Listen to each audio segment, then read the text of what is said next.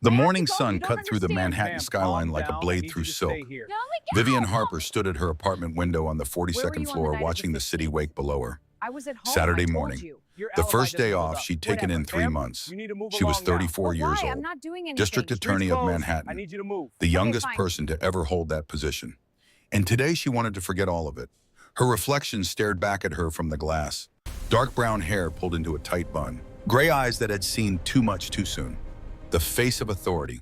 The face that made criminals sweat in courtrooms and politicians measure their words carefully. Today she wanted to be invisible. You look like you're planning something dangerous. Vivian turned. Her younger sister Natalie stood in the doorway, coffee mug in hand, paint-stained fingers wrapped around the ceramic. 26 years old, an artist, free in all the ways Vivian had forgotten how to be. "I'm going shopping with you," Vivian said. "That's the opposite of dangerous."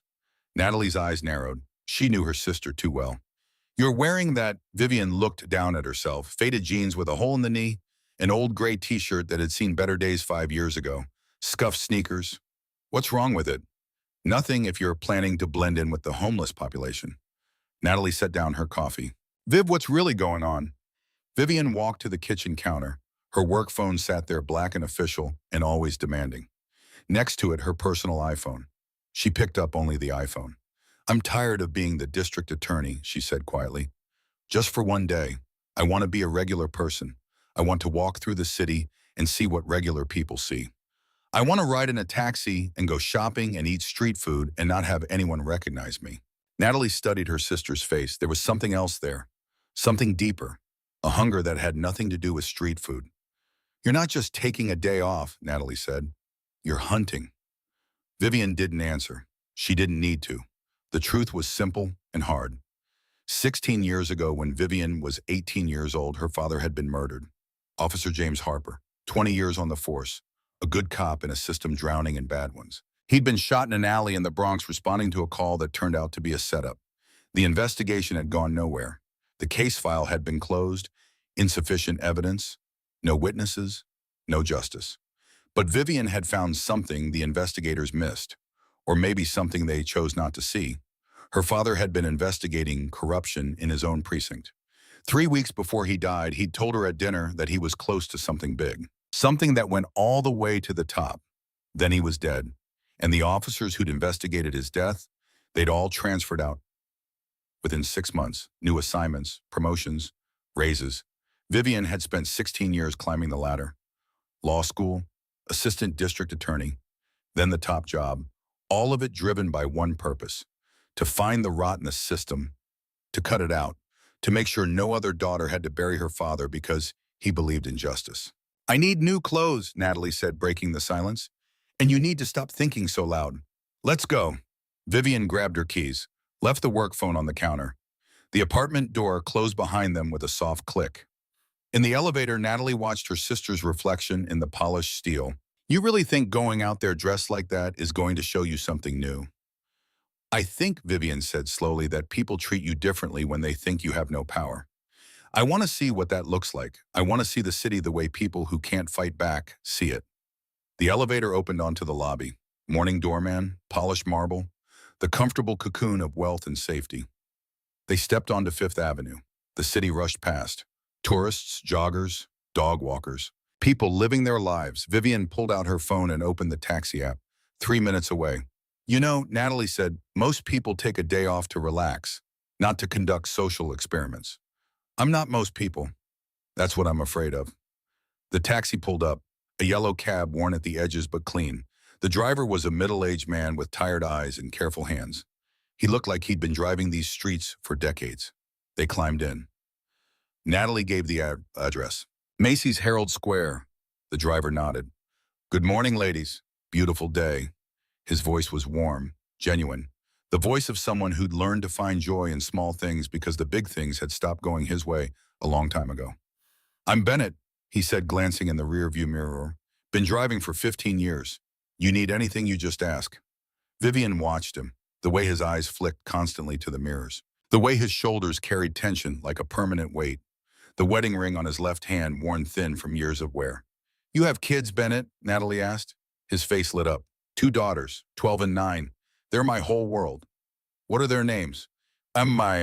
Emma and Sophie, smart as whips, both of them. Emma wants to be a doctor. Sophie's an artist like you, maybe. He'd noticed the paint under Natalie's fingernails. They drove south. The morning traffic was light for a Saturday. Manhattan slipped past the windows. Buildings and people, and 1,000 stories happening all at once. Bennett drove carefully. Speed limit, turn signals, a man who couldn't afford tickets or trouble. They were approaching 9th Avenue when Vivian saw the checkpoint. 2 police cars, lights flashing, officers in the street waving vehicles to the side. Random check, or something that wanted to look random. Bennett's shoulders tightened. "Oh no, what's wrong?" Natalie asked. "Nothing, it's just, I've had some bad luck with checkpoints lately." Vivian leaned forward slightly. Her prosecutor's instinct kicked in. "What kind of bad luck?" "The expensive kind." An officer stepped into the road, raised his hand. Bennett pulled over. Through the windshield, Vivian could see the officer clearly. Late 30s, built like someone who spent more time at the gym than on the streets. Badge number 4721, name tag Callahan. She'd seen that name before, in reports, in complaints, in cases that somehow never quite made it to trial. Officer Derek Callahan, 16 years on the force, 8 formal complaints filed against him. All dismissed, all closed, all buried. Vivian's pulse quickened. This wasn't chance. This was opportunity. Callahan approached the driver's window. Bennett rolled it down. His hands were shaking slightly. "License and registration," Callahan said. "Not a request, a command." Bennett reached for his wallet, pulled out his license with fingers that trembled just enough to notice, retrieved the registration from the glove box. Callahan examined them, took his time, let the silence stretch. "Your insurance card," he said finally. Bennett's face went pale. It's at home. I have insurance. I just forgot to put the new card in the car." "That's a violation. I can show you on my phone. I have the policy number. I can call my insurance company right now." Callahan handed back the license and registration. He leaned down, looking into the car. His eyes swept over Natalie, over Vivian, dismissed them as irrelevant. "No insurance card means no proof of insurance. That's a $500 fine. Plus, I see your inspection sticker is 2 weeks expired." "2 weeks," Bennett's voice cracked. "Officer, I've been meaning to get it done. My daughter was sick. I had to take her to the hospital. The medical bills, not my problem." And Callahan pulled out his ticket book. $500 for the insurance, $200 for the expired inspection, $700 total, unless— He let the word hang in the air. Bennett understood. Vivian saw the understanding wash over his face like cold water. "Unless," Bennett said quietly, "unless you want to handle this a different way. Cash. $200. Right now, and I forget I saw anything." Vivian's hands clenched in her lap. Natalie glanced at her sister. Saw the storm building behind those gray eyes. This was it. This was what she'd come to see. Not in a courtroom, not in a deposition. Here, in real time. The machine eating someone who couldn't fight back. Bennett's voice was barely a whisper. "Officer, I just started my shift. I haven't made any money yet today. I spent everything I had on my daughter's medicine. I don't have $200. Then I guess you're getting a ticket. And I'll have to impound the vehicle for operating without valid insurance." "Impound?" Bennett's face went white. "Sir, this car is how I feed my family. If you take it, I can't work. Please." Vivian had heard enough. She leaned forward. Her voice was calm, measured. The voice she used in courtrooms when she was about to destroy someone's defense. "Officer Callahan." He turned, looked at her for the first time, saw a woman in cheap clothes and no makeup. Invisible. Powerless. "Yeah, you can't impound his vehicle for a missing insurance card. That's not procedure. And demanding cash payment at a traffic stop is a direct violation of NYPD Patrol Guide Section 212-11. What you're doing right now is extortion." The air in the car went electric. Callahan straightened, his face changed. The casual corruption vanished. Now there was only anger. "Who the hell do you think you are? Someone who knows the law. You a lawyer? I know my rights and his rights. You can write a ticket if you want. He can contest it in court, but you cannot demand cash, and you cannot threaten to impound his vehicle without cause." Callahan's jaw tightened. He looked at Vivian like she was something he'd scraped off his shoe. "You want to teach me how to do my job? I want you to do your job legally." Natalie grabbed Vivian's arm. "Viv, don't!" But Vivian had crossed a line she couldn't step back from. She'd spent 16 years watching the system protect men like this. Men who wore the badge like a weapon instead of a responsibility. Men who took from people who had nothing left to give. Men like the ones who'd killed her father. "Step out of the vehicle," Callahan said. "Excuse me." "I said step out, all of you." Bennett turned in his seat. "Officer, please. They didn't do anything. They're just passengers. I'll decide who did what. Out. Now." Vivian opened her door. Natalie followed, reluctant. Bennett sat frozen behind the wheel. They stood on 9th Avenue, Saturday morning traffic rolling past. People in their own cars' windows up, eyes forward. Not seeing, not wanting to see. Callahan moved close to Vivian, invaded her space, used his size the way bullies always do. "You think you're smart," he said quietly. "You think knowing a few legal terms makes you something special? I think demanding bribes from working people makes you a criminal." She saw his hand move, saw it coming, had time to brace herself but chose not to, chose to let it happen, chose to feel the full weight of what men like him did when they thought no one was watching. The slap was open-handed, professional, the kind of hit designed to shock and humiliate without leaving obvious injury. Vivian's head snapped to the side. Pain exploded across her cheek. She tasted blood where her teeth cut the inside of her lip. Natalie screamed, "Oh my God!" Bennett jumped out of the taxi. "Officer, no, she's just a girl." Callahan didn't look at them. His eyes stayed locked on Vivian. "That's for disrespecting the badge. You want to keep going, I'll put you in a cell for the weekend. See how smart you feel on Monday." Vivian straightened slowly, turned her head back to face him. Blood on her lip, red mark spreading across her cheek, gray eyes absolutely calm. She smiled. It was a small smile, terrible in its quietness. "Badge number 4721, she said softly. "I'll remember that." Something flickered in Callahan's eyes, uncertainty. Just for a moment. Then it was gone. He pointed at the taxi. "Get back in. Get out of here. And if I ever see you again, you'll wish I'd just hit you." Natalie pulled Vivian toward the taxi. Bennett held the door open. They climbed in. The door slammed shut.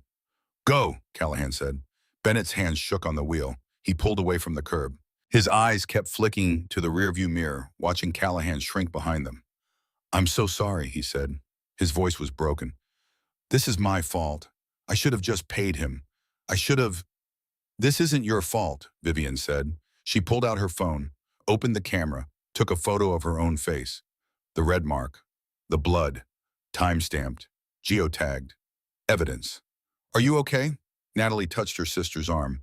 "Viv, we need to call the police." "We will." Vivian's voice was ice. "But not yet." She opened her notes app, typed quickly. "Officer Derek Callahan, badge 4721, 9th Avenue checkpoint. Extortion attempt. Assault on civilian. Witness, Bennett Morrison, taxi driver. Witness, Natalie Harper." "We're going to the police station," Natalie said. "Right now, we're reporting this." "No." "What do you mean, no? He hit you." Vivian looked at her sister. "One officer assaulting one woman. That's a story. But it's not the story. I want to know how deep this goes. I want to know who protects him. I want to know how many Bennett Morrisons he's done this to." Bennett was listening. His eyes in the mirror were wide. "Ma'am," he said carefully, "I don't know who you are, but whatever you're thinking, be careful. These guys, they protect each other. You go after one of them, you go after all of them." "Good," Vivian said. Natalie stared at her sister. "You planned this." "No, but I hoped for it." "That's insane. That's justice." They drove in silence. The city flowed past. Indifferent. Eternal. At Macy's Herald Square, Bennett pulled to the curb. He turned in his seat. "Miss, I don't know your name, but thank you for trying to help me back there. Nobody ever does that." Vivian met his eyes. "What's your last name?" "Bennett." "Morrison, Bennett Morrison." She extended her hand. He shook it. His grip was warm and calloused and honest. "Bennett Morrison," she said, "I promise you something. That man is never going to hurt anyone again. It might take me a few days, but I promise you." Something in her voice made him believe her. He nodded slowly. "No charge for the ride," he said. "I'll pay you." Vivian handed him $40. "Keep the change. Buy something for Emma and Sophie." His eyes filled. He tried to speak. Couldn't. Just nodded. They stepped out onto 34th Street. The taxi pulled away. Disappeared into traffic. Natalie grabbed Vivian's arm. "Hospital. Now. We need to document your injuries." "The injuries are documented." Vivian showed her the photos on her phone. What I need now is clothes and a plan. They walked into Macy's, the blast of air conditioning, the smell of perfume and new fabric, shoppers moving like schools of fish through the departments. Vivian led them to the women's section, started pulling items off racks. Jeans even more worn than the ones she was wearing. A t-shirt with a faded logo. A jacket that looked like it came from a thrift store. "What are you doing?" Natalie asked. "Getting a costume." "For what?" "For going even deeper." In the dressing room, Vivian changed, examined herself in the mirror. She looked like someone the city had chewed up and forgotten. Perfect. She pulled out her phone, called a number she had on speed dial but rarely used. Walsh, Deputy Chief Catherine Walsh, 56 years old, 30 years on the force. One of the few people in the NYPD that Vivian trusted completely. "Kate, it's Vivian." "Harper, it's Saturday. What's wrong?" "I need information. Off the record." There was a pause, then go ahead. "Tell me about the 47th Precinct in the Bronx." Another pause. Longer this time. "Why are you asking about that precinct?" "Because I think it's rotten, and I want to know how rotten." Walsh's voice dropped. "Vivian, what did you do?" "I went for a taxi ride, and I met Officer Derek Callahan." "Jesus Christ," Walsh's breath hissed over the phone. "Are you okay?"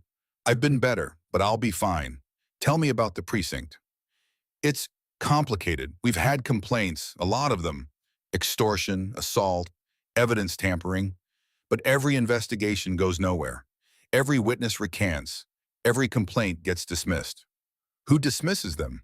"Internal Affairs Officer, Lieutenant Marcus Thornton. He's been handling all the investigations for the past 3 years, and somehow nothing ever sticks." Vivian's mind clicked. Lieutenant Marcus Thornton. The name was familiar. She'd seen it in files, always signing off, always closing cases. "He's protecting them," she said. "I can't prove that." "But you believe it." Silence, then yes. "I'm going in," Vivian said. "Going in where? The precinct, tomorrow. I want to see it for myself." "Vivian, that's insane. You're the district attorney. You can't just walk into a potentially corrupt police station undercover." "I'm not going undercover. I'm going as a citizen, filing a complaint. They'll recognize you." "Not dressed like this, they won't." Vivian looked at herself in the mirror. "How many people have actually seen my face, Kate?" "Really seen it. I'd spend my life in courtrooms and conferences. These street cops don't know what I look like without the suit and the makeup and the authority. This is dangerous." "Good, I'm tired of being safe while people like Bennett Morrison get destroyed." Walsh was quiet for a long moment. When she spoke again, her voice was careful. "If you're really going to do this, you need backup. Real backup. I'll have my phone. I'll send you a timed message. If you don't hear from me in 4 hours, you come in." "With what FBI?" "With everything." "Vivian, Kate, my father died investigating corruption. I'm not going to let that be for nothing." She could hear Walsh breathing, thinking, calculating risks. "Okay," Walsh said finally, "but you wear a wire. I don't care how you hide it, but you wear one. And you send me your location every 30 minutes. Deal. And Vivian, be careful. These aren't just bad cops. They're organized. That makes them exponentially more dangerous." Vivian touched the red mark on her face. It was already starting to bruise. "I know." She ended the call, stood in the dressing room, looked at the woman in the mirror. Tomorrow she would walk into that precinct, into the belly of the beast. And she would see exactly what they did when they thought no one was watching. But today she had a sister to take shopping, a cover to maintain, a performance to continue. She walked out of the dressing room. Natalie was waiting, surrounded by shopping bags. "Did you buy the entire store?" Vivian asked. "You said we were shopping. I took you seriously." Natalie studied her sister's face. "You're really going to do this, aren't you?" "Yes." "I can't talk you out of it." "No." Natalie nodded slowly. "Then I'm coming with you." "Absolutely not. You don't get to decide that. You're my sister. You're walking into danger. I'm not letting you go alone." "Natalie, this isn't a game. These are dangerous people." "Which is exactly why you need someone watching your back." Natalie's voice was firm. "You've spent your whole life protecting everyone else. Let someone protect you for once." Vivian felt something crack in her chest, a small fissure in the armor she'd been wearing for 16 years. "Okay," she said quietly, "but you do exactly what I say. No improvising, no heroics. I'll be invisible." They paid for the clothes, walked out into the afternoon sun. The city hummed around them. Vivian's phone buzzed, a text from an unknown number. "You made a big mistake today. You should have kept your mouth shut." She stared at the screen. Callahan had gotten her number, probably from the taxi company records. Or maybe he had sources that could pull phone data from the checkpoint location. Didn't matter. What mattered was the message, the threat, the assumption that she would be frightened. She typed back badge 4721, I remember. Sent it, deleted the conversation. What was that? Natalie asked. Nothing important. They walked to the subway, descended into the tunnels, the city beneath the city, where 8 million people moved like blood through veins. On the train home, Vivian closed her eyes, thought about her father, about the last conversation they'd had. It had been a Thursday night, dinner at a small Italian place in Little Italy. He'd been distracted, checking his phone, looking over his shoulder. Dad, what's wrong? Nothing, sweetheart. You're lying. He'd smiled, that sad, tired smile. I'm working on something big, but I can't talk about it yet. Is it dangerous? Everything is dangerous if you're doing it right. 3 weeks later, he was dead. The investigation had concluded it was a random robbery. Wrong place, wrong time. Just another casualty of the city's endless violence. But Vivian had found his notebook, hidden in his locker at the precinct. Pages of names, badge numbers, dates, amounts of money. A map of corruption that spread like cancer through multiple precincts. And at the center of it all, the 47th. She'd kept that notebook, hidden it, waited, built her career, climbed the ladder, got into a position where she could actually do something about it. 16 years, and now finally she was going to finish what her father started. The train rattled through the darkness. Natalie sat beside her, scrolling through her phone. Normal, ordinary. Living a life that didn't revolve around revenge and justice and the ghosts of the past. Vivian envied her and loved her and was terrified of putting her in danger. But tomorrow was coming. Ready or not, they got off at their stop, walked back to the apartment, evening settling over Manhattan like a blanket. Inside, Vivian went to her bedroom, closed the door, opened the safe in her closet. Inside, her father's notebook, 16 years old, pages yellowed but still readable. She opened it, read the familiar entries, the evidence he'd collected, the pattern he'd uncovered, and there on page 17, Derek Callahan, badge 4721, suspected of extortion, links to organized protection racket, receiver of payments unknown. Her father had been watching Callahan 16 years ago, and now so was she. The circle was closing. Vivian took out her personal laptop, started a new document, began typing everything she'd witnessed today, every detail, every word, every moment. Evidence. If something happened to her tomorrow, there would be a record. She worked for 3 hours, until her eyes burned and her fingers ached, until the document was complete and backed up in 3 different cloud locations. Then she closed the laptop, lay back on her bed, stared at the ceiling. Sleep wouldn't come. It rarely did anymore. Instead, she thought about tomorrow, about walking into that precinct, about what she might find there, about the possibility that she might not walk out. Her phone buzzed again. Another unknown number. Last warning, drop whatever you're planning or you'll regret it.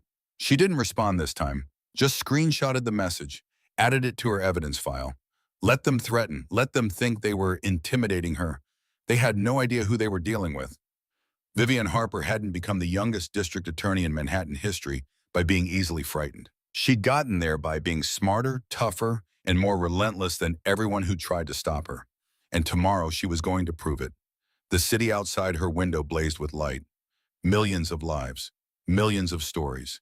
And somewhere out there in a precinct in the Bronx, a group of corrupt cops thought they were untouchable. They were wrong. Vivian finally slept, dreamed of her father, of justice, of the moment when everything would finally balance. And when she woke on Sunday morning, she was ready. The hunt was about to begin. Sunday morning broke over the Bronx like a judgment. The sky was gray. Heavy clouds pressed down on the borough.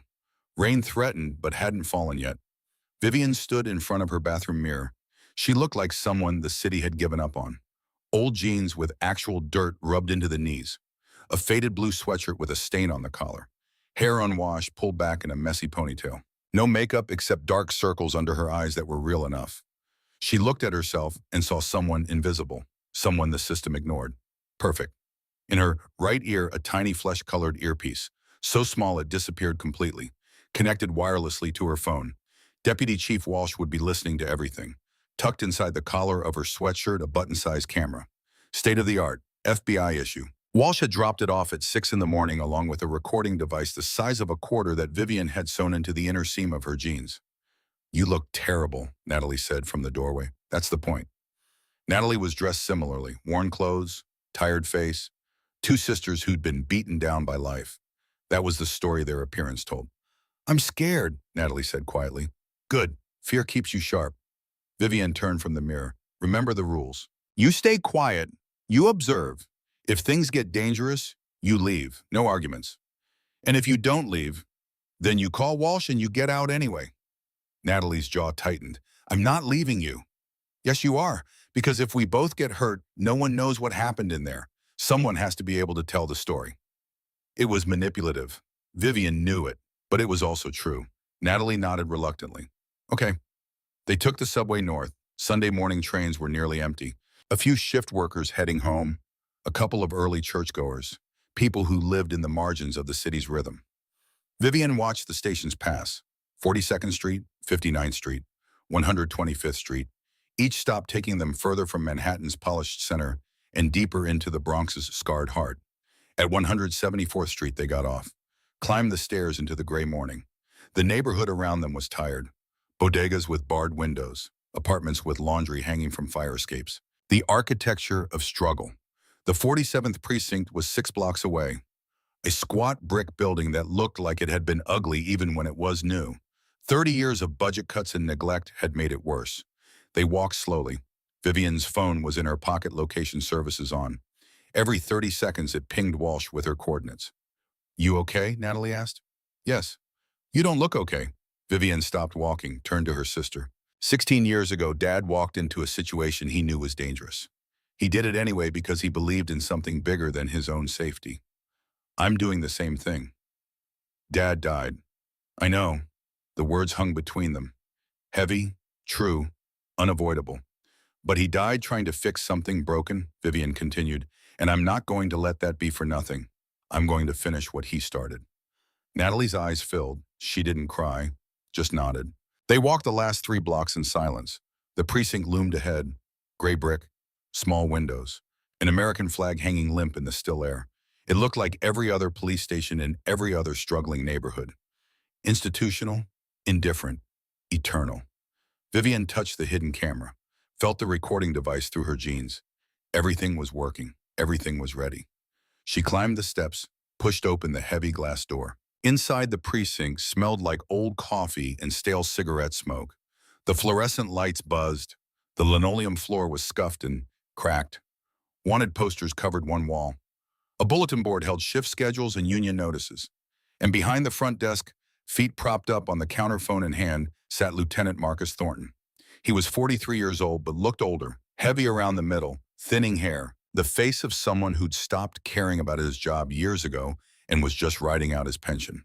He didn't look up when they entered, just kept scrolling through his phone, some kind of mobile game. Vivian could hear the tinny sound effects. She approached the desk, stopped, waited. Thornton kept playing. 30 seconds passed, then a minute. Finally, Vivian spoke. "Excuse me." "Yeah, hold on." He didn't look up, finished whatever level he was playing, then slowly set down the phone and raised his eyes. "Help you? Oh!"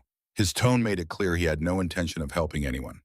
"I need to file a complaint," Vivian said. Thornton looked at her, looked at Natalie, saw exactly what Vivian wanted him to see. 2 women who didn't matter. "What kind of complaint?" "Police misconduct, extortion, and assault." Something flickered in Thornton's eyes. Interest, or maybe concern. "That's a serious allegation," he said carefully. "You got proof. I was there. I'm a witness." "Witness testimony alone isn't much." He picked up a pen, tapped it against the desk. "To process a complaint like that, there's a fee. A fee, administrative processing, background check, investigation costs." He said it casually, like it was the most normal thing in the world. $500. Vivian let shock register on her face. Let him see the reaction he expected. $500 to report a crime, to file a formal complaint that requires investigation. Yeah. Thornton leaned back in his chair. It creaked under his weight. "You got $500. "No." "Then I can't help you." Behind her, Natalie made a small sound, disgust or fear or both. Vivian took a slow breath, looked around the station. On the wall behind Thornton, exactly where she'd expected it to be, was a printed menu. Laminated, professional looking. Complaint processing fees. Theft report, $300. Assault report, $500. Missing person investigation, $1,000. Express service, priority, processing, additional $200. It was insane. Brazen. A price list for justice posted on the wall like a restaurant menu. And no one who came in here had the power to do anything about it. Vivienne pulled out her phone, made it obvious, took a photo of the price list. Thornton's feet came off the desk. Hey, no photos? This is a public building. I have a right to document what I see. Not in a police station, you don't. He stood, came around the desk. Delete that photo. No, I'm not asking. Vivienne held the phone at her side, met his eyes. Are you threatening me, Lieutenant? I'm telling you to delete an unauthorized photograph taken inside a law enforcement facility. After I file my complaint. There's no complaint without payment. Then I'll go to the media, show them this price list. Let them ask questions about why the NYPD is charging citizens to report crimes. Thornton's face darkened. You think you're smart? You think you're the first person to threaten me with the media? He leaned closer, close enough that she could smell the coffee on his breath. The media doesn't care about this neighborhood, and they sure as hell don't care about people like you. What people is that? People with no money, no power, no voice. He smiled. It wasn't friendly. You know what happens to people like you? Nothing. You file your complaint wherever you want. No one listens. Nothing changes. And guys like me keep doing what we do. The camera in Vivienne's collar was capturing everything. The audio recorder was getting every word. Walsh was hearing it all in real time. This was it. This was the evidence she needed. But she pushed further because she wanted more than Thornton. She wanted Derek Callahan. She wanted the whole network. I want to speak to Officer Callahan, she said. Thornton's eyes narrowed. Why Buck? Because he's the one who assaulted me yesterday, and I want to file a complaint against him specifically. For a moment, Thornton just stared at her. Then he laughed. It was a harsh sound, no humor in it. Oh, this is Rich. You're the one from yesterday. Derek told me about you, said some mouthy broad tried to interfere with a traffic stop. He extorted a taxi driver. Then he hit me when I objected. That's your story. Derek's story is different. Says you got aggressive, says he was defending himself. I'm 5'7" and weigh 130 pounds. He's 6'2" and probably 220. Who do you think was the aggressor? Thornton shrugged. Doesn't matter what I think, matters what I can prove. And right now it's your word against a 16-year veteran of the NYPD. He walked back behind the desk, sat down. You should go home. Forget about this. Move on with your life. No, excuse me. I said no, I'm not leaving until I file a formal complaint. Thornton's expression hardened. Then you're going to be here a long time, because I'm not processing anything without payment. And since you don't have payment, we're done here. He picked up his phone, went back to his game. Vivienne didn't move. 30 seconds passed, a minute, 2 minutes. Thornton looked up, irritation flashing in his eyes. You still here? I have a right to file a complaint. The NYPD Patrol Guide Section 207-11 specifically states that any citizen may file a complaint against a member of service without payment or prerequisites. His fingers tightened around the phone. You think quoting regulations at me means something. I think ignoring regulations makes you complicit in corruption. The temperature in the room dropped. Thornton set down his phone very carefully, stood very slowly. When he spoke, his voice was quiet. Dangerous. You need to leave. Now. Or what? Or I have you removed. On what grounds? Trespassing, disturbing the peace, interfering with police operations. I can think of 6 charges off the top of my head. Vivienne felt Natalie tense beside her, felt her sister's fear radiating like heat, but she didn't back down. Call Officer Callahan, she said. Let him come down here. Let him explain to both of us why he thinks extortion and assault are acceptable behavior. Thornton's jaw clenched. For a moment, Vivienne thought he might actually do it, might actually call Derek down and let this play out. Instead, he picked up the desk phone, dialed an extension. Ryan Tom, front desk, now. He hung up, looked at Vivienne with something like pity. You made a mistake coming here, he said quietly. I tried to help you, tried to let you walk away, but you just couldn't let it go, could you? Justice doesn't walk away. Justice, he laughed, bitter and broken.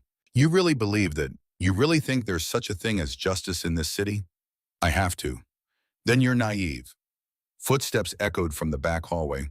Two officers emerged, both young, late 20s, both with that same hard look in their eyes that came from years of seeing the worst of humanity and deciding to become part of it. Ryan Fletcher and Tom Garrett. Vivian knew their names from her father's notebook, knew they'd been rookies 16 years ago, knew they'd learned from the corruption that surrounded them and embraced it. Lieutenant, Ryan asked, these two need to leave. They're refusing. Escort them out. Ryan and Tom approached. They weren't aggressive. Not yet, but the threat was clear. Ma'am, Ryan said, you need to go. Vivian looked at them, looked at Thornton, looked at the price list on the wall. This was the moment. She could leave now, come back with a warrant, do this the legal way, or she could push. See how far they'd go. See what they'd do when they thought no one was watching. She'd come here for the truth, the whole truth. I'm not leaving until I file my complaint, she said. Tom sighed. Ma'am, please don't make this difficult. I'm not making anything difficult. I'm exercising my constitutional rights. Ryan looked at Thornton. Thornton nodded. Ryan's hand closed around Vivian's arm, firm, not quite painful. Let's go. Take your hand off me. We're escorting you out. You can walk voluntarily or we can help you. Your choice. Natalie stepped forward. She hasn't done anything wrong. Tom moved to intercept her. Mrs. Stay back. She's my sister. You can't just grab her. We're police officers. We can do whatever is necessary to maintain order in this facility. The situation was escalating, exactly as Vivian had known it would, exactly as she'd planned. She let them see her fear, let them see her uncertainty, let them think they were winning. Okay, she said quietly. Okay, I'll leave. Ryan's grip loosened slightly. Smart choice. But I want to know something first. What? How do you sleep at night knowing what you're part of? Ryan's face went blank. I don't know what you're talking about. Yes, you do. The extortion, the protection racket, the money that flows up the chain. You know exactly what I'm talking about. Tom's hand went to his belt, to his handcuffs. That's enough. Where does the money go? Who gets the cut? Is it just Thornton, or does it go higher? I said that's enough. Tom pulled out the handcuffs. Turn around, hands behind your back. Natalie grabbed Vivian's other arm. What are you doing? She's leaving. She's under arrest for disorderly conduct and interference with police operations. This was it, the line they were crossing, arresting someone for asking questions. Vivian could stop it, could reveal who she was, could end this right now. But she wanted more, wanted to see where they'd take this, wanted to see how deep the corruption ran. So she let Tom turn her around, let him cuff her hands behind her back, let the cold metal bite into her wrists. Vivian, Natalie's voice was high, panicked. Stop, let her go. Miss, if you interfere, you'll be arrested too. Natalie looked at her sister. Vivian met her eyes, gave the smallest shake of her head. Not yet. Not yet, Natalie understood.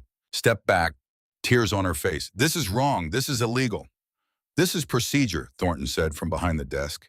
He'd sat back down, gone back to his game. Like arresting civilians for asking questions was just another boring part of his day. Ryan pulled Vivian toward the back hallway. Tom followed. Where are you taking her? Natalie demanded. Holding cell. She'll be processed and released once she calms down. I want to call a lawyer. She can make a phone call after processing. They pulled Vivian through a door, down a hallway. The fluorescent lights flickered. The walls were painted that institutional green that exists only in government buildings and prisons. They passed offices. A break room where two more officers sat drinking coffee and ignoring everything. A bathroom that smelled like mildew. At the end of the hall, another door, heavy steel. Ryan pulled out a key, unlocked it. Behind the door, 3 holding cells, chain link fencing, concrete floors, a metal bench bolted to the wall. 2 of the cells were empty. The third held a man passed out on the bench, drunk or high. His breath came in ragged snores. Ryan pushed Vivian toward the middle cell, unlocked it, shoved her inside. She stumbled, caught her balance. The cuffs were still on her wrists. How long am I supposed to stay here? She asked. As long as it takes. Ryan locked the cell, started to walk away. You're violating my rights. He turned back. Your rights, lady, you don't have rights in here. You have what we give you. I want my phone call. Later. I want it now. That's not optional. That's law. Tom stepped closer to the cell.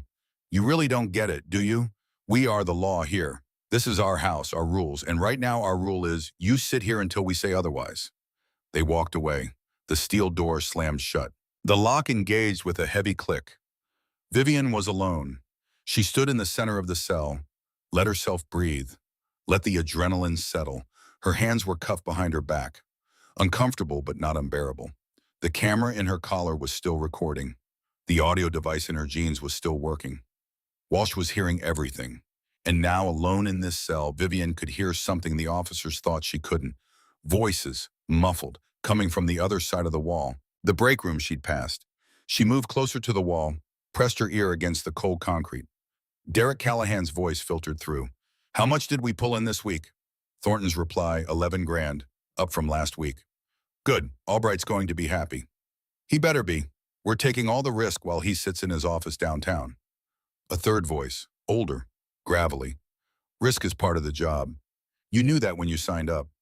That voice, Vivian knew it, from recordings, from interviews, from the news. Chief Patrick Donahue, the commanding officer of the 47th Precinct. Her pulse quickened. This was bigger than she'd thought. The chief himself was involved. "How much does Albright need for the campaign?"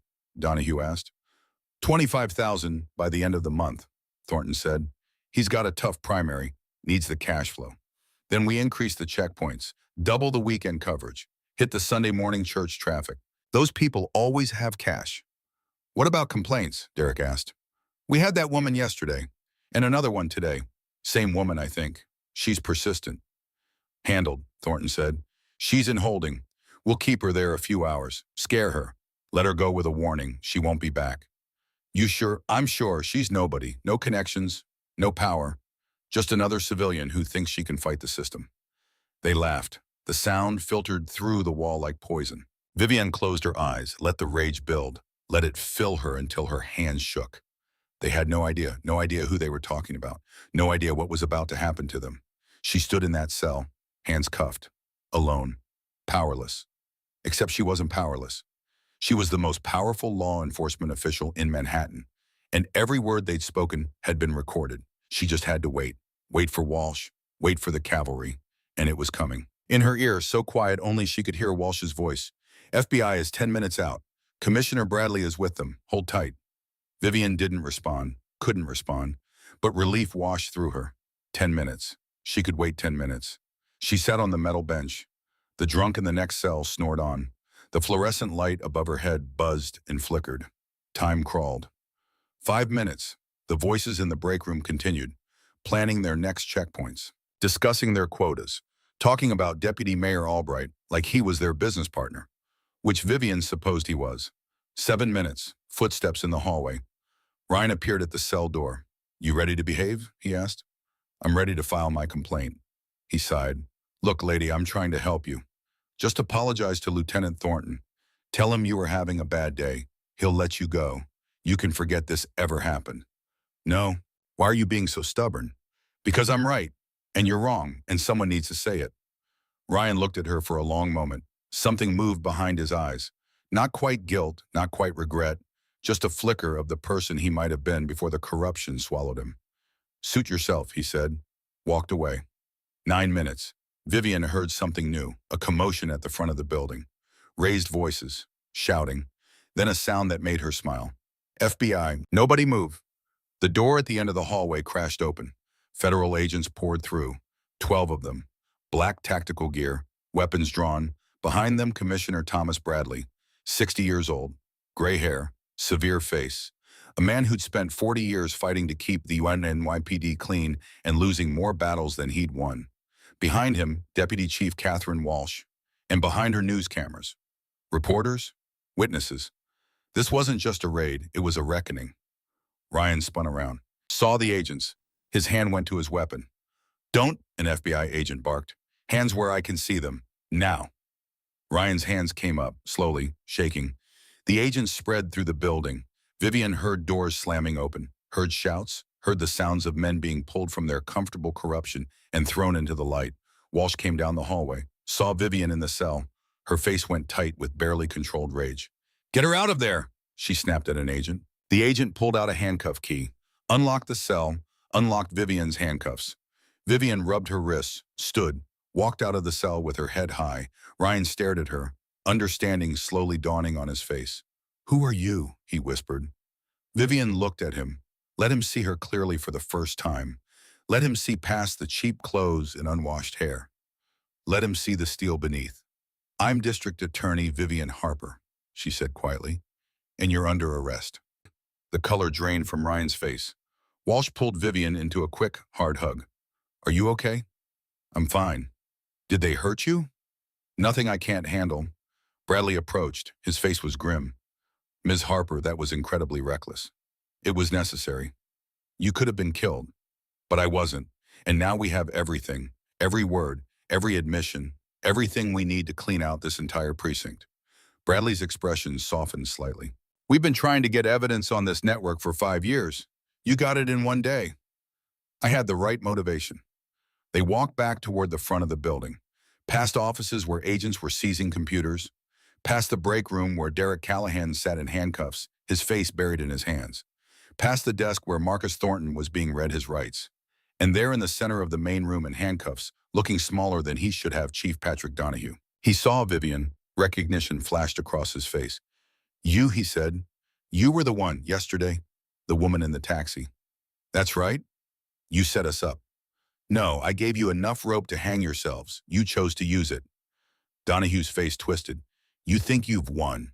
You think this changes anything. The system is bigger than one precinct. Bigger than you. Maybe, but this precinct is done, and you're done, and everyone who protected you is going to answer for it." She walked past him, out the front door, into the gray morning. On the steps of the precinct, reporters were already gathering. Cameras, microphones, questions shouted into the air. Natalie broke through the crowd, threw her arms around her sister. Oh my God, I thought they were going to hurt you." "I'm okay. I'm okay." That was the most terrifying thing I've ever seen. It's over now. But it wasn't. Not quite. Because across the street, getting out of an unmarked car, was a man in an expensive suit. 52 years old, perfectly groomed, the face Vivian had seen 100 times on the news. Deputy Mayor Vincent Albright. He saw the FBI agents, saw the arrested officers being let out in handcuffs, saw the cameras, and he saw Vivian. Their eyes met across the street. He knew that she knew that his name had been mentioned, knew that his campaign fund was about to become evidence in a federal corruption trial. For a moment, neither of them moved. Then Albright turned, got back in his car, drove away. But it didn't matter. He could run, he could hide, he could call the best lawyers money could buy. The recording had his name on it. The evidence was already uploaded, backed up, beyond his reach. Walsh touched Vivian's shoulder. "We need to get you debriefed, medical check, official statement." "I know the drill." They walked to one of the federal vehicles. Vivian turned back once, looked at the precinct. 47 police officers were being arrested, computers seized, files boxed. The entire building was being gutted. It would take months to sort through everything. Months of trials and testimony and legal battles, but the foundation was cracked. The system was exposed. And somewhere Vivian hoped her father was watching. She climbed into the vehicle. Walsh got in beside her. They drove away from the precinct, leaving the chaos behind. "You know," Walsh said after a long silence, "when you called me yesterday, I thought you were crazy. And now I think you're the bravest person I've ever met, and also still crazy." Vivian smiled. It was a tired smile. "I'll take that." Her phone buzzed. A text from an unknown number. "You made a powerful enemy today. This isn't over." She showed it to Walsh. "Albright," Walsh said. "Probably. We can trace it. Get a warrant." "Do it." But Vivian wasn't worried. Albright could threaten all he wanted. He was already finished. He just didn't know it yet. The car drove south, back toward Manhattan, back toward the DA's office, back toward the life Vivian had left behind yesterday morning when she'd decided to become invisible. But she'd never been invisible. Not really. She'd just been waiting, planning, getting into position.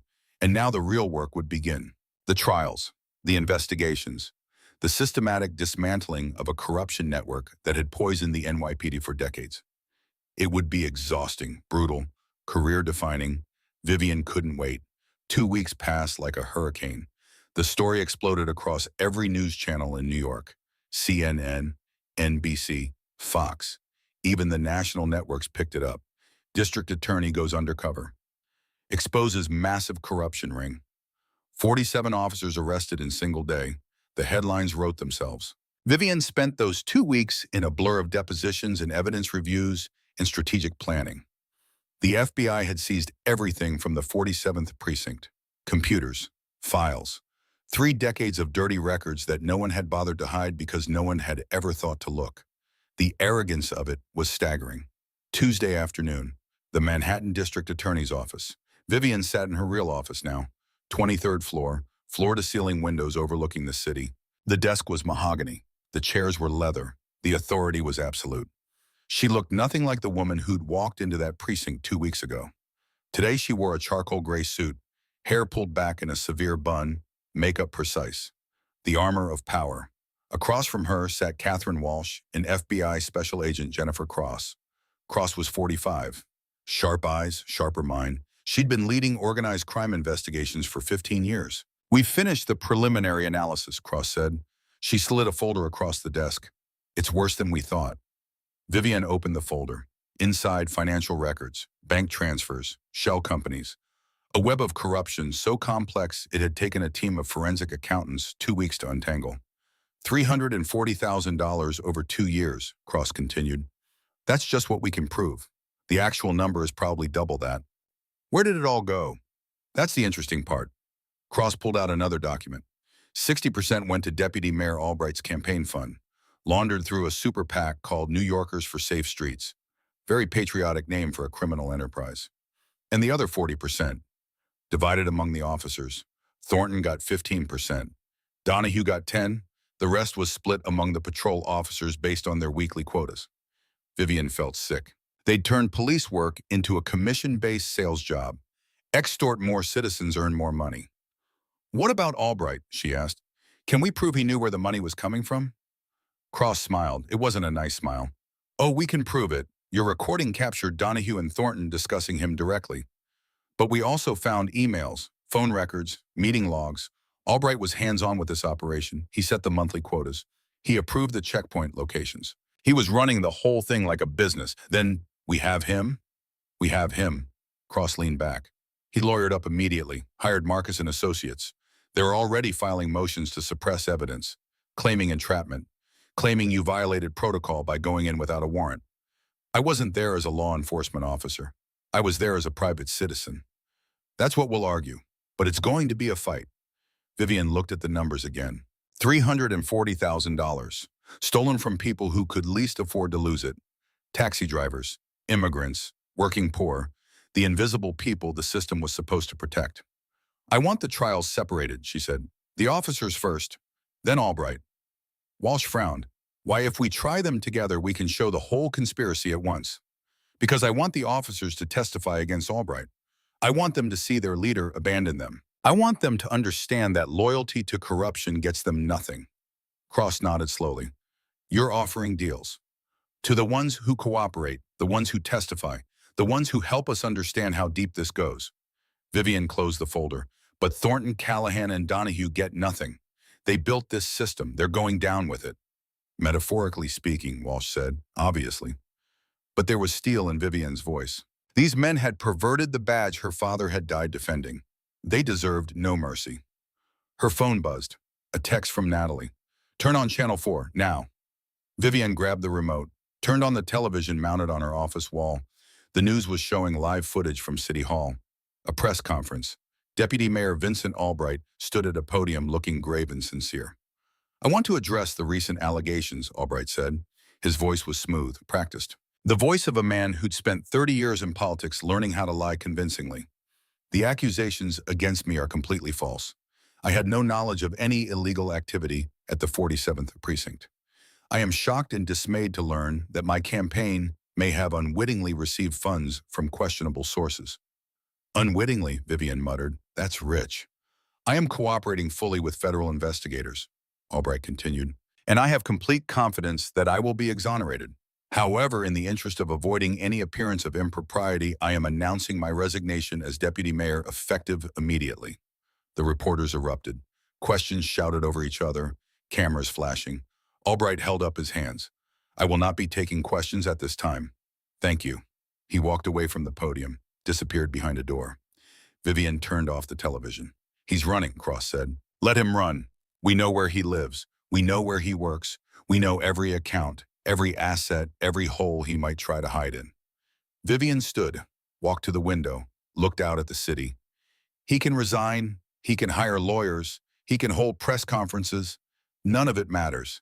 The evidence doesn't care about his performance. Behind her, Walsh's phone rang. She answered, listened. Her expression changed. When? A pause. How many? Another pause. We'll be right there. She hung up, looked at Vivian. Bennett Morrison is downstairs. He brought 16 other taxi drivers. They all want to file complaints against the 47th precinct. They all want to testify. Vivian turned from the window. Bring them up. 20 minutes later, her conference room was full. 17 men, different ages, different backgrounds, all united by the same experience of being victimized by the people who were supposed to protect them. Bennett sat at the head of the table. He looked different than he had 2 weeks ago. Stronger. Like he'd found something he thought he'd lost. Ms. Harper, he said, I saw you on the news. I couldn't believe it. You're the district attorney, and you helped me. You risked yourself for me. You deserved help, Mr. Morrison. These men, he gestured around the table. We all drive. We all work the same neighborhoods. And we've all been paying for years. Some of us 10 years, 15 years. We thought it was just the cost of doing business in this city. A younger driver spoke up. His name tag said Carlos. I've paid Officer Callahan over $6,000 in the last 3 years. Every month. Like clockwork. If I didn't pay, he threatened to impound my cab. And without my cab, I can't feed my family. Another driver. Older. Gray hair. Accent that suggested Eastern Europe. In my country, this is how police work. Corruption is normal. But I came to America because I thought it was different here. I thought the law meant something. It does, Vivian said quietly. And these men are going to learn that. I need all of you to write down everything. Every payment, every threat, every interaction. Dates, times, amounts, everything you remember. Will it matter? Bennett asked. Will anyone care what happened to people like us? Vivian looked at him, at all of them, saw the hope and fear and desperate need to believe that justice existed. Yes, she said, it will matter, because I'm going to make it matter. Every single one of you is going to testify. And when you do, the jury is going to see what these officers did. They're going to see the human cost of corruption, and they're going to convict. The room was silent. Then Carlos spoke. Thank you, he said. His voice broke. Thank you for seeing us. Vivian had to look away, had to breathe through the emotion that threatened to crack her professional composure. These men, these invisible men, they'd been paying for the privilege of working, paying for the right to exist, and no one had cared until now. She spent the next 3 hours taking their statements, every detail, every crime, building a case so airtight that no lawyer, no matter how expensive, could tear it apart. When they finally left, Bennett was the last to go. He stopped at the door. Your father, he said, Officer James Harper. I knew him. Vivian froze. You knew my father. He picked up a fare from me once, about 17 years ago. We talked. He told me he was trying to fix the department from the inside, trying to make it clean again. Bennett's eyes were wet. I think he'd be proud of you. He left before Vivian could respond. She stood in her empty conference room, surrounded by statements and evidence and the weight of what was coming. Her father had believed the badge meant something. 16 years ago, corrupt cops had killed him for that belief. Today, she would vindicate it. The trials began 6 weeks later, the Southern District of New York. Federal courthouse. The building was granite and glass and the weight of American justice. Vivian had never prosecuted a case personally as district attorney. That wasn't her job anymore. Her job was to run the office, to make strategy, to manage. But this case was different. This case was personal. She stood as lead prosecutor. The U.S. attorney had agreed. This was her case, her investigation, her father's legacy. The courtroom was packed, every seat filled, reporters, families of the accused, supporters, protesters, the whole city watching. Derek Callahan sat at the defense table. He'd lost weight. The confidence he'd worn like armor had evaporated. He looked like what he was, a man facing 20 years in federal prison. His lawyer was good, expensive suit, smooth presentation. He stood for opening arguments. Ladies and gentlemen of the jury, this case is about a rush to judgment, about an ambitious prosecutor who entrapped dedicated police officers. My client made mistakes. He admits that. But entrapment is not justice. The lawyer talked for 20 minutes. spin and misdirection and appeals to sympathy. Then Vivian stood. She didn't need notes, didn't need theatrics. She just needed the truth. Derek Callahan assaulted me because I objected to him extorting a taxi driver. That's not a mistake. That's a crime. He did it in broad daylight on a city street because he believed he was above the law. Because for 16 years he had been above the law. She walked to the jury box, looked at each juror in turn. You're going to hear from 17 taxi drivers. You're going to hear about years of extortion, thousands of dollars stolen from working people who had no recourse, no protection, no hope, and you're going to hear recordings of Officer Callahan discussing his crimes with his superiors, planning them, profiting from them. She paused, let the silence build. This isn't about ambition. This is about accountability, and it's long overdue. She sat down. The trial lasted 3 weeks. Witness after witness, Bennett Morrison, Carlos, the others, each one telling their story. The prosecution played the recordings. The evidence was overwhelming. Derek Callahan's lawyer tried everything. Attacked credibility, suggested the victims were lying, claimed the recordings were taken out of context. None of it worked. The jury deliberated for 4 hours. Guilty on all counts. Marcus Thornton's trial was next. 2 weeks, same pattern, same result. Guilty. Chief Patrick Donahue fought harder. His lawyers filed motion after motion, claimed he was being scapegoated, claimed he didn't know what his officers were doing. The jury didn't believe him. Guilty. 3 trials, 3 convictions. 44 other officers pleaded guilty in exchange for reduced sentences and cooperation agreements. The 47th precinct was gutted, closed for restructuring. Every officer reassigned or fired. The building itself was scheduled for demolition and rebuilding. A fresh start, built on the rubble of corruption. But the biggest trial was still coming. Deputy Mayor Vincent Albright. His trial began on a Monday in November, 6 months after Vivian had walked into that precinct. Albright sat at the defense table looking calm, confident. He'd hired the best defense team money could buy. Marcus and Associates had brought in 4 lawyers. They wore expensive suits and expensive watches and the arrogance of people who'd never lost a case they cared about. The lead attorney was Richard Marcus himself, 70 years old, legend in the defense bar. He'd gotten senators acquitted, governors, CEOs. He was the lawyer you hired when you were guilty but didn't want to be convicted. He stood for opening arguments. His voice was silk over steel. Vincent Albright is a public servant who dedicated his life to this city. He believed he was accepting legitimate campaign contributions. He had no knowledge that the funds were obtained illegally. This is a case of ignorance, not criminality, and ignorance is not a crime. Vivian's turn. She stood, walked to the jury box. Let the silence stretch. Vincent Albright set monthly quotas for how much money corrupt police officers needed to extort from citizens. He approved checkpoint locations to maximize revenue. He received detailed reports on how much was collected and how it was laundered. You will hear all of this in his own words, on recordings, in emails, in testimony from the officers he commanded. She looked at Albright. He met her eyes. No fear, no shame, just calculation. This is not ignorance, she continued. This is leadership, criminal leadership.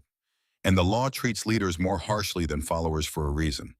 The trial lasted 5 weeks. The prosecution presented the recordings, the emails, the financial records, bank statements showing money flowing from the super PAC directly to Albright's campaign. They called Derek Callahan to testify. He'd agreed to cooperate in exchange for a reduced sentence. Did you report to Deputy Mayor Albright? Vivian asked. Yes. Did he know where the money was coming from? Yes. He set our weekly goals. If we didn't meet them, he'd call Chief Donahue and complain. Did he ever express concern about the legality of this operation? Callahan laughed. Bitter, broken. No, he told us we were doing important work, keeping the city safe. He said sometimes you have to bend the rules to get results. Marcus tore into him on cross-examination. Accused him of lying to get a deal. Accused him of making up stories to reduce his sentence. But the recordings didn't lie. The emails didn't lie. The money trail didn't lie. Week 3, the defense rested without calling Albright to testify. Too risky. He'd have been destroyed on cross-examination. Instead, Marcus relied on closing arguments, painted Albright as a victim, a good man surrounded by corrupt subordinates, a leader who'd been betrayed. It was a beautiful performance. It wasn't enough. The jury deliberated for 2 days. On the second day, Vivian sat in her office. Waiting. She couldn't be in the courtroom when the verdict came in. That would be seen as pressure. Improper. So she waited. Her phone rang. Catherine Walsh. Verdict's in. They're coming back. Vivian closed her eyes, breathed. How long until they read it? 10 minutes. Call me.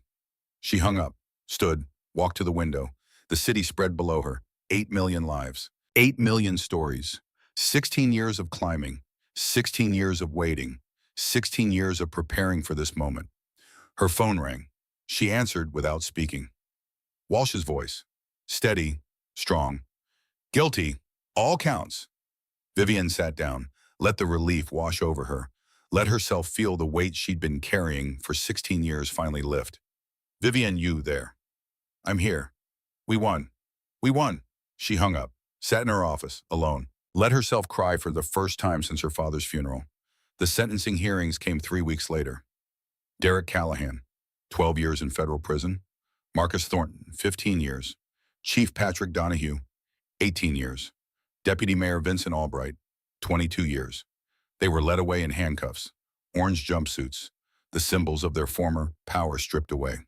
Vivian watched from the gallery, didn't speak, didn't gloat, just watched justice happen. Outside the courthouse, reporters swarmed. Questions shouted from every direction. Ms. Harper, how do you feel? What message does this send? Will you run for mayor? She held up her hand. The crowd quieted. Today, justice was served, not because I'm special, not because I'm brave, but because 17 taxi drivers had the courage to come forward. Because FBI agents and police officers who still believe in the law worked tirelessly to build an airtight case. Because a jury of ordinary citizens looked at the evidence and made the right choice. She paused, looked at the cameras. Corruption thrives in darkness. Osharis. Today we brought light, but this is not the end. It's the beginning. We've cleaned one precinct. There are 76 more. We've convicted one deputy mayor. There are systems and structures that protected him. The work continues. And I will not stop until every citizen of this city can trust that the law applies equally to everyone. The reporters erupted. More questions. More cameras. Vivian walked away. Natalie was waiting at the bottom of the steps. She pulled her sister into a hug. You did it, Natalie whispered. Dad would be so proud. We did it. You were there too. They walked to the car. Walsh was waiting behind the wheel. Where to? Walsh asked. Vivian checked her watch. The Bronx, Community Center on 174th Street. We have an appointment. 20 minutes later, they pulled up to a modest building 3 blocks from where the 47th precinct once stood. The precinct itself was gone now. Demolished. A construction site surrounded by orange fencing. In 6 months, it would be rebuilt. New building, new officers, new beginning. But first, the old wounds needed healing. Inside the community center, 17 men sat in folding chairs arranged in a semicircle. Bennett Morrison, Carlos, the Eastern European driver, whose name was Victor, 14 others, all of them waiting. Commissioner Thomas Bradley stood at the front of the room. Beside him, a table. On that table, 17 envelopes. Gentlemen, Bradley said as Vivian entered, thank you for coming. They stood, every one of them, a show of respect that made Vivian's throat tighten. Please, she said, sit. They did, but their eyes never left her. Bradley cleared his throat. What happened to each of you was a betrayal of everything this badge is supposed to represent. For years, you were victimized by the very people sworn to protect you. No amount of money can give you back those years. No check can erase the fear you lived with. But justice requires restitution. And today, the city is paying what it owes. He picked up the first envelope. Bennett Morrison. Bennett stood, walked to the table. His hands were steady now, stronger than they'd been 6 months ago. Bradley handed him the envelope. $50,000, full restitution for documented payments, plus additional compensation for damages. Bennett opened it, stared at the check, his eyes filled. My daughters, he said quietly. Emma wants to be a doctor. Sophie wants to study art. This means they can. They can, Vivian said, and they will. One by one, Bradley called the names. One by one, the men came forward. Carlos, Victor, the others, each one receiving $50,000, each one carrying years of pain that money couldn't erase but could at least acknowledge. When the last envelope was distributed, the room was silent. Then Bennett spoke. Ms. Harper, you gave us something more valuable than money. You gave us proof that we matter, that the system can work, That justice isn't just for the rich and powerful. You gave yourselves that, Vivian said. You had the courage to come forward. You had the strength to testify. You're the reason this worked. Victor stood. His accent was thick, but his words were clear. In my country, I learned to fear the police, to pay them, to look away. I came to America believing it would be different. Then I met Officer Callahan, and I thought maybe the world is the same everywhere. Maybe there is no justice, only power. He looked at Vivian. You showed me I was wrong. There is justice. It just requires people brave enough to fight for it. The other drivers nodded, murmured agreement. Vivian had to look away, had to breathe through the emotion. These men, these invisible men who'd finally been seen. They were the reason any of this mattered. After they left, Walsh drove Vivian and Natalie to City Hall, the mayor's office, top floor, corner suite with windows overlooking the Brooklyn Bridge. Mayor Elizabeth Reeves sat behind her desk. 58 years old, gray hair, intelligent eyes. She'd been elected on a reform platform 3 years ago and had been fighting corruption ever since. On her desk, a document, official, stamped, ready for signature. Executive Order 2847, the mayor said. Mandatory body cameras for all NYPD officers effective immediately. Independent Internal Affairs Division reporting directly to Civilian Oversight Board rather than the police commissioner. Zero tolerance policy for corruption at any level with automatic termination and criminal referral for any substantiated allegation. She picked up a pen, heavy, ceremonial, the kind of pen used for signing history. This is your victory, Ms. Harper. No, Vivian said. This belongs to 17 taxi drivers, to every person who's been victimized by corrupt police, to my father who died trying to expose this rot 16 years ago. The mayor nodded. Then I sign it in their honor. The pen scratched across paper, a sound like a door closing on the past and opening on the future. The mayor handed the pen to Vivian. Keep it, a reminder of what one person can accomplish when they refuse to accept injustice. Vivian took it, felt the weight, cold metal, and warm purpose. What's next for you? The mayor asked. Vivian thought about the question, about the phone call that would come, the next case, the next corruption, the endless work of trying to make the system serve the people it was supposed to protect. The work, she said simply, the work continues. Outside City Hall, the afternoon sun was setting, golden light on glass and steel. The city transformed. Walsh drove them to Brooklyn, to Greenwood Cemetery, the old sections where monuments to Civil War dead stood among oak trees older than the city itself. Vivian knew the way by heart. She'd walked it 1,000 times. Her father's grave was on a hill overlooking Lower Manhattan. Simple stone, his name, his dates, his badge number. She knelt, placed her hand on the cold granite. I finished it, Dad. The 47th is gone. Demolished. They're building something new in its place. The people who killed you, the people who protected your killers, they're all in prison. Callahan, Thornton, Donahue, Albright, all of them. The wind moved through the trees, the city hummed in the distance. It took 16 years, but I finished it. Natalie knelt beside her. Do you think he knows? Vivian touched the stone. I think he's known all along. I think he's been watching, waiting, and I think he can rest now.